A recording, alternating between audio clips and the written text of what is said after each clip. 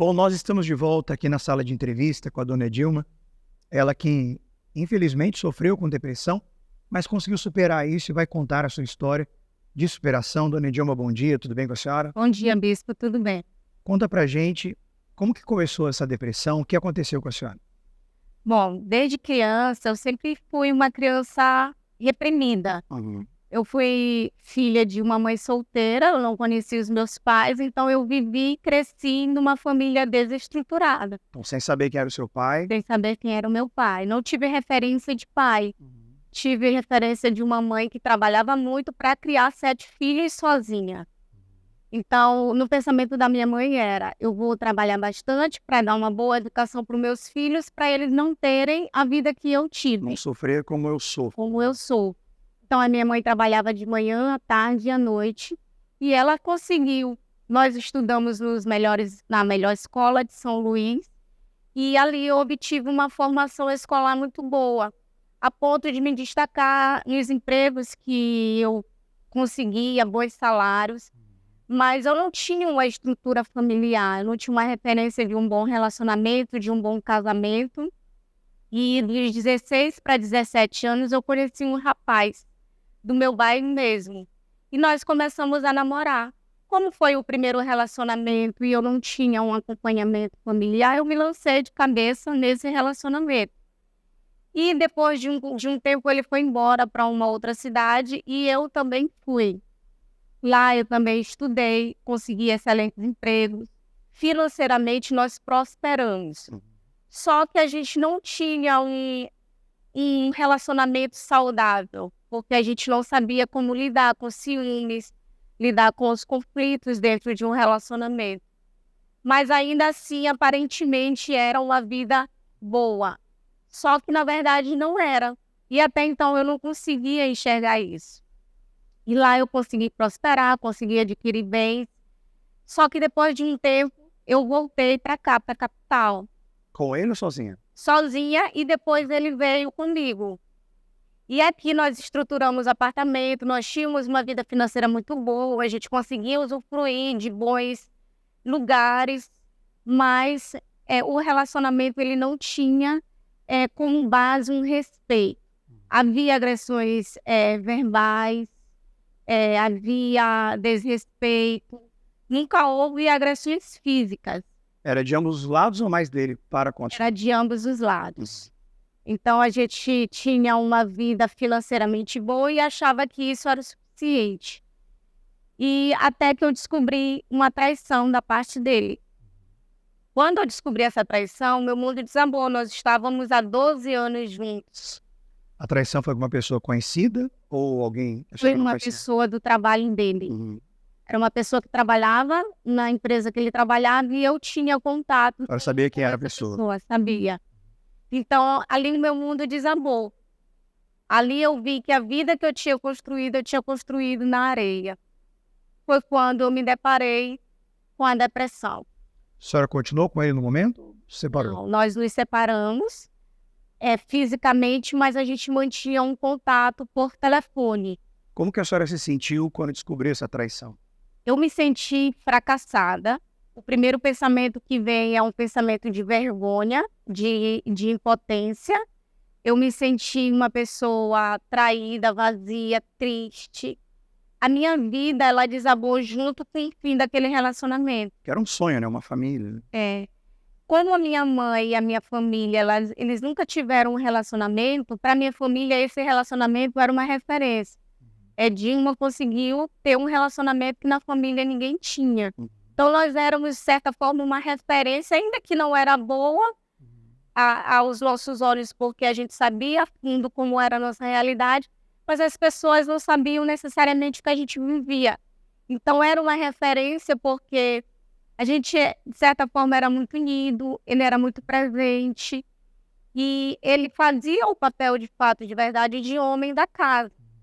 E quando saí essa presença, eu me vi só e ali eu me vi sem chão.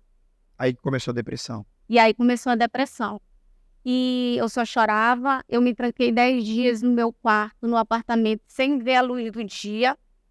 eu não comia mais, eu não conseguia levantar para ir para o trabalho, um excelente emprego que eu tinha de destaque, e eu perdi devido à depressão, porque eu tive que abrir mão.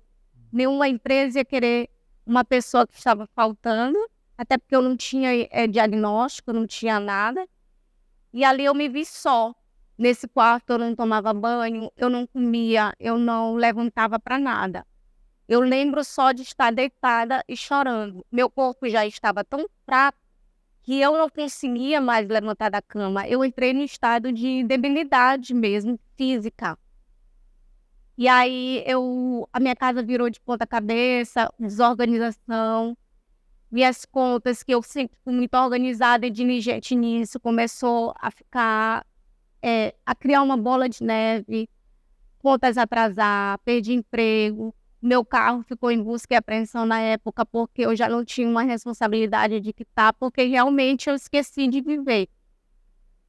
E dentro desse sofrimento, quando a minha família me ligava, para não passar esse sofrimento para eles, eu atendia como se estivesse tudo bem. Então eles achavam que estava tudo bem, sabiam que eu estava sofrendo devido a um rompimento, mas não sabiam o ponto que eu estava. Eu queria sofrer só porque eu não queria que as pessoas sofressem o que eu estava sofrendo. Foi quando, no emprego, um amigo de um emprego que eu trabalhei, ele me fez um convite. Ele disse assim: vamos na minha religião, que lá você vai ter o seu relacionamento de volta. E eu topei de imediato, porque eu queria aquele relacionamento de volta, era o meu foco. Então eu fui no centro espírita, que era a religião dele. Ali eu recebi passes, ali eu recebi orientações, ali eu recebi pessoas incorporadas dizendo que o que tinha sido feito para ter aquele rompimento, que foi vítima de um trabalho. Eu lembro, uma vez a gente saindo cedo do apartamento para ir para o serviço, eu encontrei uma terra preta na porta de casa, mas eu não tinha conhecimento ali. Eu juntei, coloquei no lixo e só. Eu lembro também de ter recebido uma barra de queijo de uma pessoa que frequentava terreiros de macumba. Como eu não como queijo, eu não comi. E ele gostava muito de queijo, então ele comeu o queijo todo. E depois desses dias, poucos dias, eu descobri essa traição. Então eu fui no centro espírita, fui em outras religiões. Eu fazia tudo que eles mandavam rigorosamente, mas eu não via em mim uma solução. Não funcionava. Eu continuava vazia, eu continuava triste e eu continuava sem ele. E um dia, já chorando tanto, meu rosto era desfigurado de tanto chorar. E aí eu disse: eu vou cometer o suicídio, porque eu cometendo suicídio, essa dor vai acabar, a minha família vai entender. E eu não tinha noção de que, cometendo suicídio, meu sofrimento só ia começar. A gente lá fora não tem esse entendimento, porque as religiões, elas não ensinam isso. Então, na sua cabeça, o suicídio resolveria isso. Resolveria. E a senhora tentou? Tentei. E quando foi numa sexta para sábado, eu passei a noite inteira, a madrugada inteira, chorando com uma faca na mão. E eu dizia: eu vou enfiar a faca em mim. Quando eu enfiar a faca em mim, isso vai acabar, esse sofrimento vai acabar. Eu queria me livrar daquela dor. Eu não queria chamar a atenção de ninguém. Eu não queria fazer isso para que ele voltasse. Eu queria tirar aquela dor que estava dentro de mim de uma forma definitiva. Como nos lugares que eu já tinha ido, isso não teve êxito, eu disse: eu vou fazer do meu jeito. Então, quando foi no sábado pela manhã, veio um pensamento muito forte: liga a rádio. Só que eu não entendi. Então eu disse: eu vou ligar a rádio, eu vou escutar uma música do mundo, que era o que era a nossa realidade. Escutando música, eu vou me matar. Foi quando, naquela manhã de sábado, parou na rádio da Igreja Universal. E ali eu até tentei mudar a estação, porque eu queria ouvir uma música, mas eu não consegui mais. E ali parei na rádio da Igreja Universal e tinha um pastor, um homem de Deus, e ali me prendeu naquele programa, porque aquele homem passou segurança para mim naquele momento. Aquele homem passou uma força que até então eu não tinha. E é como se alguém estivesse contando a minha história para ele pela rádio, num programa ao vivo. E ele disse: você está do outro lado da linha e quer se matar. Não faz isso, para sua vida ter jeito, Deus tem um plano. Você é jovem. E ali eu parei, olhei para um lado, olhei para o outro, sem entender. Mas eu já estava presa àquela programação e já não queria mais sair daquela estação. E ali eu acompanhei a rádio, ele deu o WhatsApp do programa, eu o chamei no particular, falei o que estava acontecendo e ele me desafiou. Ele disse: vai ter uma reunião meio-dia agora, eu desafio você a vir nessa reunião. E se sua vida não mudar, você não precisa mais estar aqui. Eu já tinha ido em outros lugares, não tinha resolvido. O conhecimento, a bagagem de inteligência que o mundo tinha me dado não tinha resolvido, os livros não tinham resolvido. Eu disse: eu vou. Eu nunca tive totalmente preconceito com a Igreja Universal, porque como a gente sempre leu muito, eu não ia pela cabeça das pessoas. Eu sabia tirar minhas próprias conclusões. Então, eu disse: eu vou. Eu já tinha ido em outras, mas também não entendia todo o andar daquele programa de rádio. Peguei meu carro. Eu lembro que do jeito que eu estava em casa, eu vim. Do jeito que eu estava em casa, eu sabia como se tivesse nascido ali uma esperança para mim, uma luz no fim do túnel. Da forma como eu estava, eu peguei meu carro e vim. Eu sou nascida e criada em São Luís, eu sou ludovicense, então eu conheço a cidade, o centro da cidade, então conheço muito bem. Mas ao pegar meu carro e vir, eu não conseguia enxergar a Igreja Universal, a catedral, que é tão grande. Eu lembro de ter dado 4 voltas no quarteirão para conseguir encontrar o portão. De tão cega espiritualmente que eu estava, de tão perturbada que eu estava. Mas quando eu entrei, que eu assisti a reunião, eu já saí daqui leve. Eu já saí daqui com uma paz. Só que até então eu vim para lutar por aquele relacionamento. E aí logo o pastor fez o convite para estar no domingo.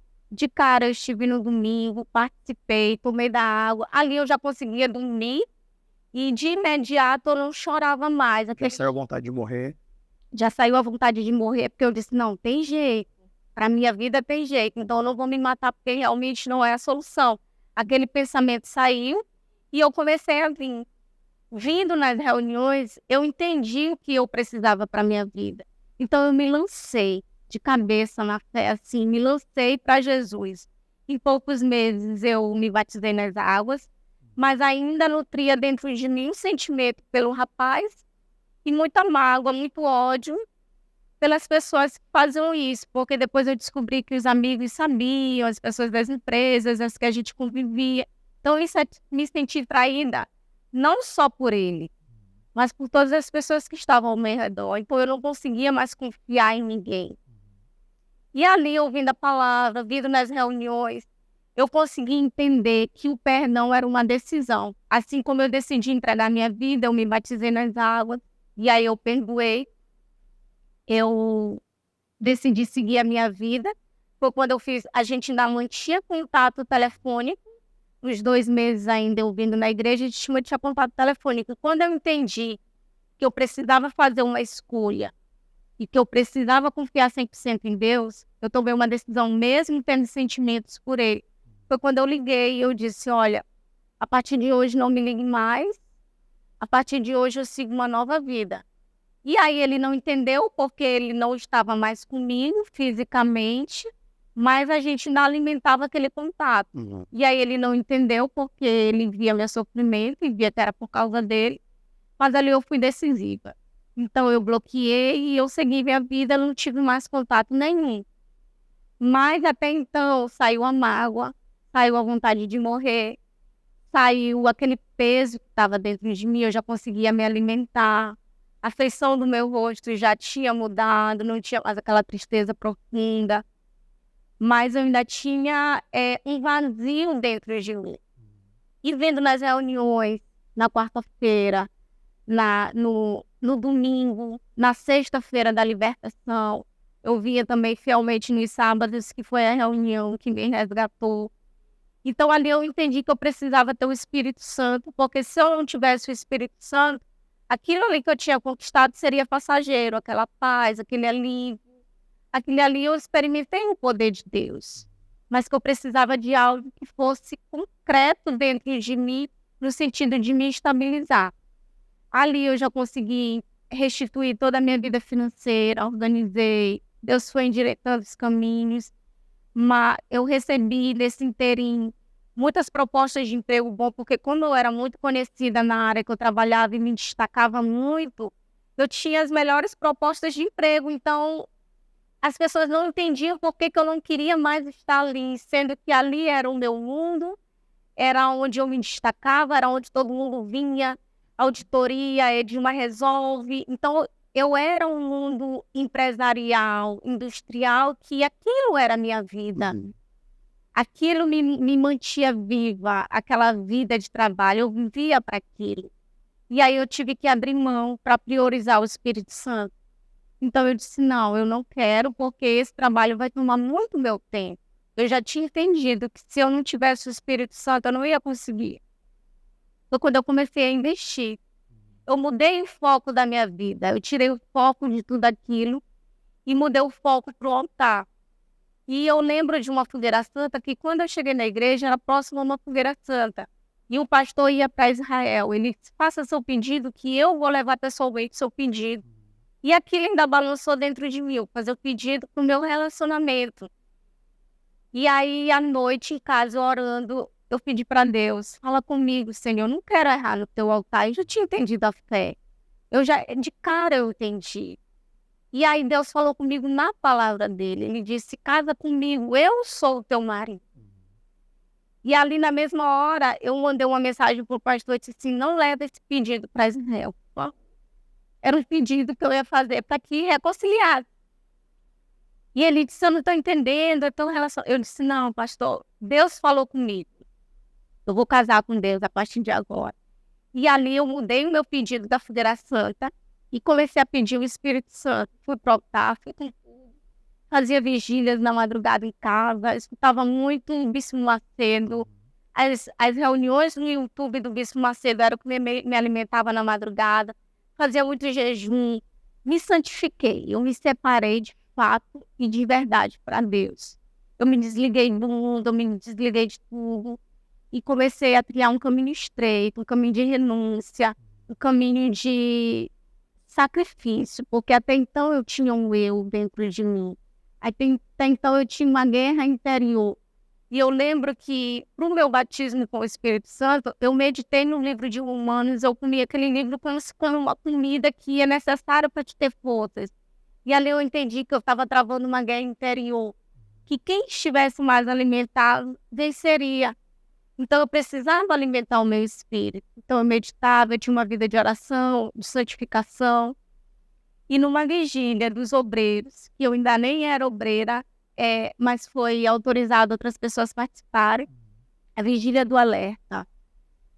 Eu me preparei para aquela vigília como uma noiva se prepara para o casamento dos sonhos. Então eu vim decidida, eu vim preparada espiritualmente, mentalmente, emocionalmente, fisicamente. Eu me preparei em todos os âmbitos para aquele momento.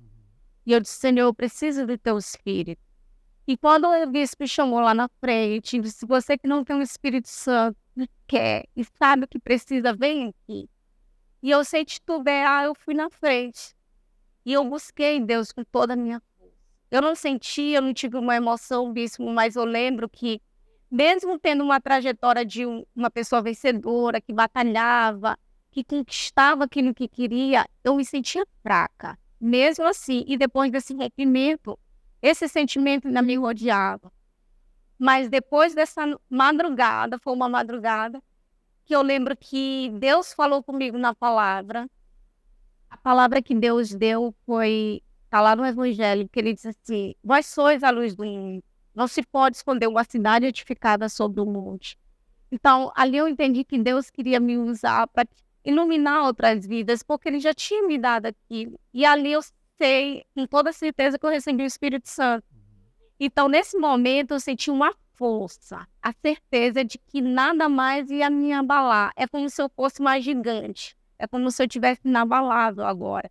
Agora eu estou blindada, nada mais pode me atingir. Eu não chorei, mas eu tinha uma certeza, uma convicção. Eu já ganhava almas, porque quando eu cheguei na igreja eu me envolvi logo, mas eu não tinha aquele amor, aquele desejo pelas almas. A partir desse dia, eu desejei ser mais para Deus, levar Deus para as pessoas. Eu já vivi uma vida de oração, mas aí ali nasceu dentro de mim um desejo de estar com Jesus 100%.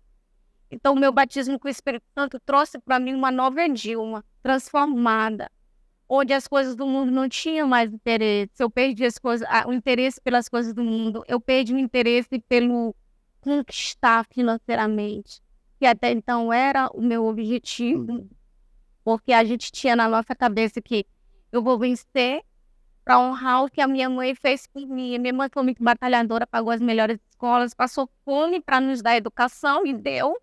Então, eu disse, agora eu preciso retribuir isso de certa forma. E de certa forma, até um certo ponto eu consegui. Mas isso já não era mais a minha prioridade. Então, hoje eu sou uma pessoa transformada. De 2017 para cá, que eu recebi o Espírito Santo, eu já passei por muitas lutas, muitas injustiças, mas eu entendo que tudo isso é para fortalecer a minha fé e que nada pode estar entre eu e Deus. Tudo que acontecer aqui nessa terra não pode interferir no meu relacionamento com Deus. Então, eu vi essa blindagem com o Espírito Santo e eu consegui estabilizar uma vida de fidelidade a Deus. Porque antes eu não era fiel a Deus. Mas, a partir do momento que eu tive o Espírito Santo, eu comecei a ser fiel a Deus. Então, mudou por dentro primeiro. A depressão, a senhora teve alguma continuidade nessa depressão? Alguma recaída na depressão? Não, tem 9 anos, vai fazer 10 anos esse ano que eu estou na presença de Deus. E não tive recaída de depressão. Meu período de depressão foi aqueles 4 meses lá atrás, antes de eu chegar aqui.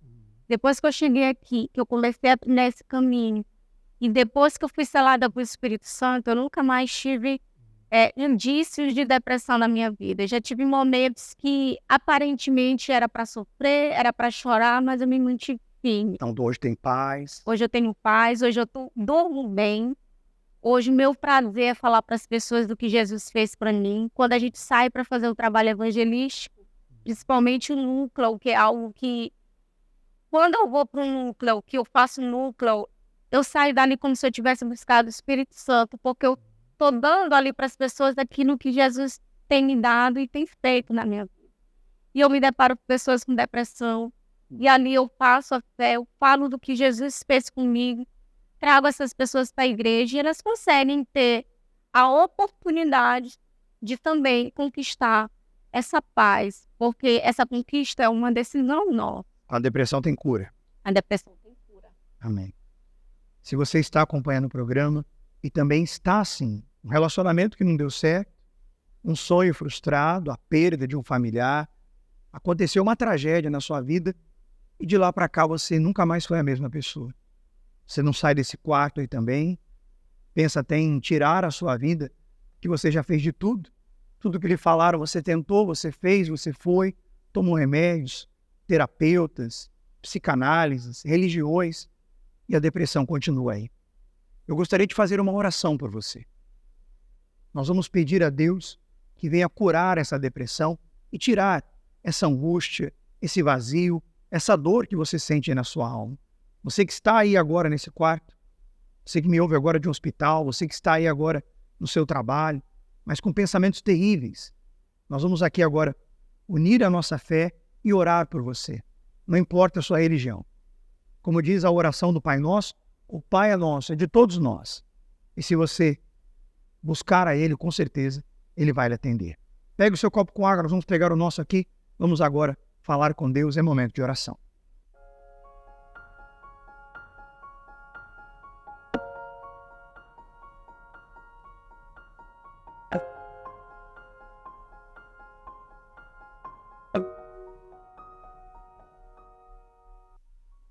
Senhor nosso Deus e Pai, nós agora intercedemos por aqueles que estão sofrendo com depressão. Essa pessoa que está trancada nesse quarto já há dias e não sai para nada. Essa pessoa que já não come mais, que já não toma mais banho, já não se cuida, só chora, não dorme, pensa em tirar a vida. E eu peço, meu Deus, em o nome de Jesus, visita agora essa alma aflita. O Senhor tem acesso a esse quarto, a essa casa. a esse barraco, a esse castelo, a esse palácio. Essa que está agora em casa, no hospital, talvez num presídio. Aonde chegue essa oração, que chegue à tua mão, para tirar agora essa depressão, para tirar agora essa tristeza, a angústia, a mágoa, essa pessoa que está com pensamentos de ódio, de vingança, de fazer uma besteira. Venha tocá-lo, Deus, para tirar toda angústia, toda depressão, essa ansiedade, que essa água seja consagrada e que sirva como um remédio para curar a ansiedade, para curar a depressão, para tirar o vazio, a angústia, as dúvidas, os pensamentos de morte. Socorre, meu Pai, aqueles que agora estão doentes, internados, lutando contra um câncer, contra uma doença que para a medicina é impossível. Nós oramos por essa família que está em pé de guerra, dividida, por essa mulher que foi traída, por esse homem que foi traído, por essa mãe que chora, um filho que está envolvido com as drogas, por essa criatura que perdeu um familiar e não consegue mais superar a dor da perda. Venha trazer agora paz para essa alma, e aonde quer que ela esteja, que ela seja abençoada. Receba aí agora paz, receba aí agora forças para se levantar e para buscar a Deus. Nós abençoamos a sua vida em o nome do Pai, do Filho e do Espírito Santo. E você que crê, diga amém e graças a Deus. Beba com fé agora o seu copo com água.